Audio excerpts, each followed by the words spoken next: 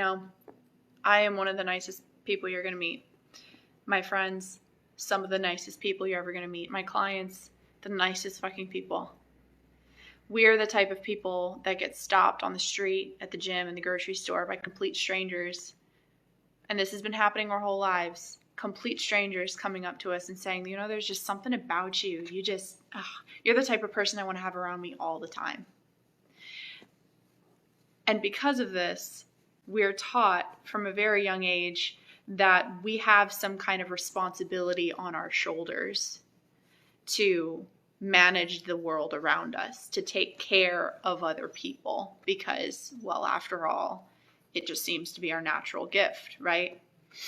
We're not taught boundaries from a very young age. We're not taught to say, no, you don't get access to me. We're not taught to push back.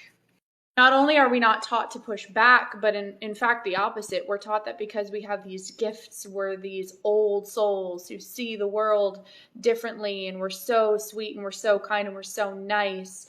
We're just kind of unfairly and without consulting us, we're tasked as the saviors of the world. And we're conditioned with this perception of this responsibility that we perceive as being on our shoulders of, well, you know, if the world's going to be saved, we've got to do it because we seem to be the only ones who care. I care, so I have to do something. You can care and you can choose to do something, but please don't feel like you have to. And you certainly have no obligation to do so at the expense of your own physical and mental well-being. Just because people weren't there for you doesn't mean you have to be there for everyone else. I dream of a future, and this is why I've devoted my life to this work. I dream of a future where the most powerful people on the planet, like me, my friends, my clients, the highly sensitives, the empaths, the natural born givers, the ones with the heart the size of the fucking universe, where we give, you step up, you lead, you influence, you make change. Because you desire to, and it's coming from a full battery pack. It's not coming from depletion and an obligation from some false sense of responsibility that you have to save the world because no one was ever there to save you.